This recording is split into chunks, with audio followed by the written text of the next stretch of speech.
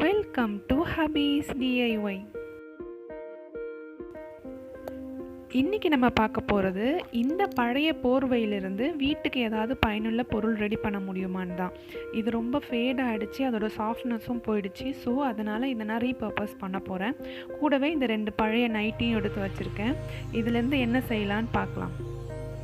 அதுக்கு முன்னாடி இப்போ தான் நீங்கள் ஃபஸ்ட் டைம் என் சேனலை பார்க்குறீங்கன்னா கண்டிப்பாக என் சேனலை சப்ஸ்கிரைப் பண்ண மறக்காதீங்க. இப்போ என்ன பண்ணியிருக்கேன்னா, நைட்டியோட துணியில் நீல அகலம் எவ்வளோ மேக்ஸிமம் நம்மளுக்கு கிடைக்குமோ அதே மாதிரி ஒரு ரெக்டாங்குலர் பீஸ் கட் பண்ணி வச்சுருக்கேன். அதே லென்த்துக்கு ஏற்ற மாதிரியே தான் இந்த மேலே இருக்க போர்வையும் 2 லேயராக கட் பண்ணி வச்சுருக்கேன். நைட்டியோட 2 நல்ல பக்கம் உள் பக்கம் ஃபேஸ் பண்ணியிருக்க மாதிரி அரேஞ்ச் பண்ணியிருக்கேன். இப்போ இதை சுற்றி நம்ம தையல் போடணும்.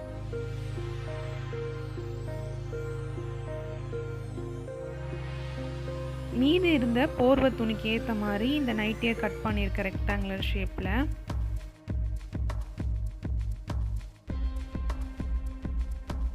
நைட்டியோட ஒரு பீஸ் வந்து 4 பக்கமும் கொஞ்சம் கேப் இருக்க மாதிரி வெட்டியிருக்கேன். இன்னொரு பீஸ் வந்து அந்த போர்வையோட அளவுக்கு ஏற்ற மாதிரியே வெட்டி எடுத்திருக்கேன். அரேஞ்ச் பண்ண துணியை இப்போ தச்சு எடுத்துக்கலாம். போர்வையோட நைட்டி துணியை சேர்த்து தைக்கும் போது நகராமல் இருக்கணுன்றதுக்காக பெல்ட் பின் வச்சு செக்யூர் பண்ணியிருக்கேன்.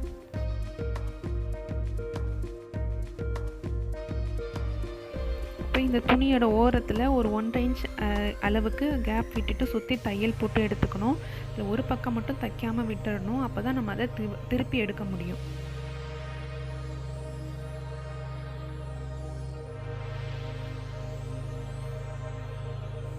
நான் ஃபுல்லாக தச்சு எடுத்துட்டேன். இப்போது இதை ரிவர்ஸாக திருப்புறதுக்கு முன்னாடி அதோட கார்னர்ஸ்லாம் இந்த மாதிரி கட் பண்ணி எடுத்துகிட்டா நம்மளுக்கு டர்ன் பண்ணும்போது அந்த கார்னர்ஸ் நல்லா ஈவனாக ஷார்ப்பாக கிடைக்கும்.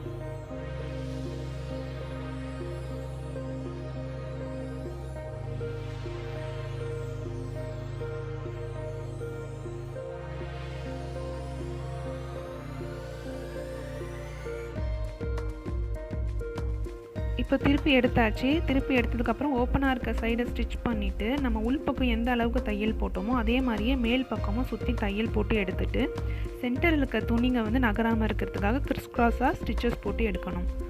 எடுத்ததுக்கப்புறம் இப்படி தான் இருக்கும்.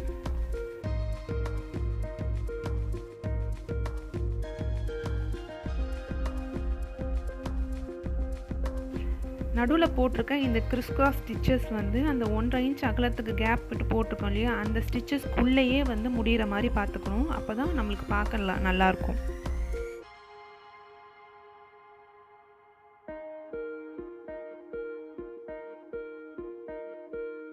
ரெண்டாவது கட் பண்ணி வச்சுருந்த இந்த துணியை வந்து ரிவர்ஸாக நம்ம திருப்பாமல் ஸ்ட்ரைட்டாகவே அப்படியே தையல் போடலாம். அதுக்கு எக்ஸ்ட்ரா இருந்த துணியை வந்து இப்படி 2ஆக ஃபோல்ட் பண்ணி 4 பக்கமும் பின் குத்தி வச்சுருக்கேன். இப்போ நம்ம பின் குத்தின இடத்துல அப்படியே சுற்றி தையல் போட்டு எடுத்துட்டா போதுமானது.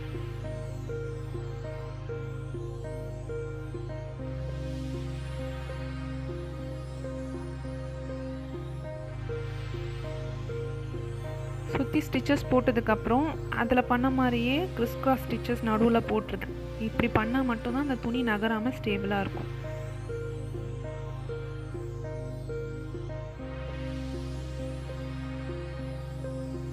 இப்போ ஒரு சின்ன டெக்கரேஷன் பண்ணலாம். இப்போ மீதி இருக்க நைட்டி துணியை இந்த மாதிரி லாங் ஸ்ட்ரிப்பாக எடுத்துகிட்டு அதை 2ஆக ஃபோல்ட் பண்ணியிருக்கேன். ஃபோல்ட் பண்ணிவிட்டு அதை குட்டி குட்டி ஸ்ட்ரிப்ஸாக நம்ம வந்து ஒரு சைடு மட்டும் கட் பண்ணி எடுக்கணும்.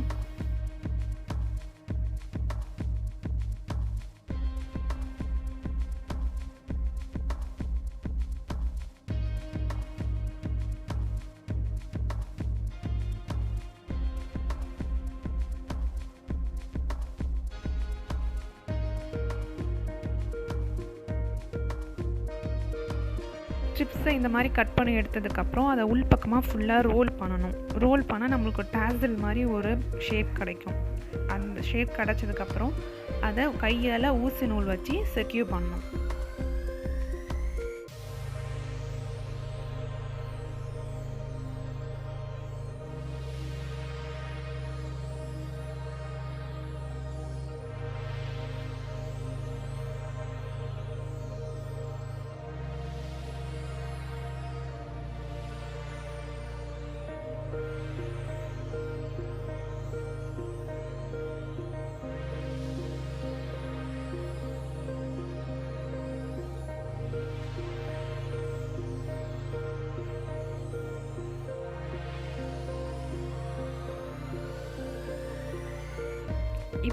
சுற்றி நூல் வச்சு தைச்சதுக்கப்புறம் சென்டரில் ஒரு பீட்ஸ் அதில் கோர்த்து எடுத்துக்கலாம்.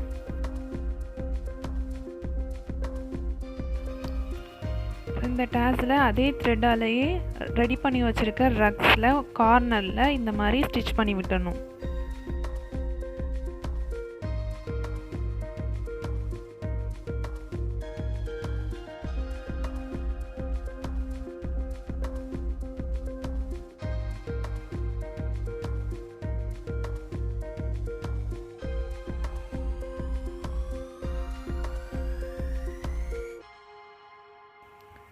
இதே மாதிரியே மற்ற கார்னர்ஸ்லேயும் ஹேங் பண்ணி விடலாம்.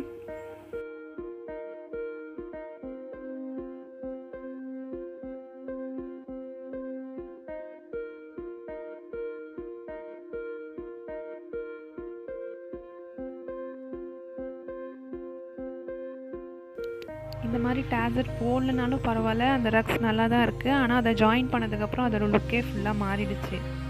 உங்களுக்கு இந்த டிஐவை கண்டிப்பாக பிடிச்சிருக்குன்னு நினைக்கிறேன். வாங்க இதை எப்படிலாம் நம்ம யூஸ் பண்ணலான்னு பார்க்கலாம்.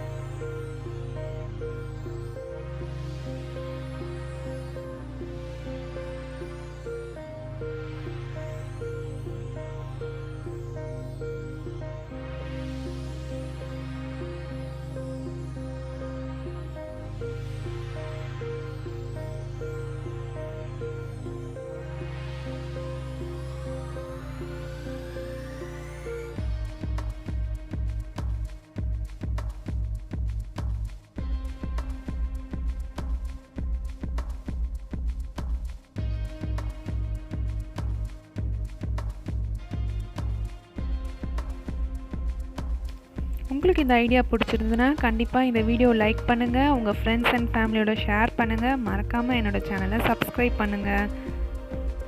தேங்க்யூ ஃபார் வாட்சிங்.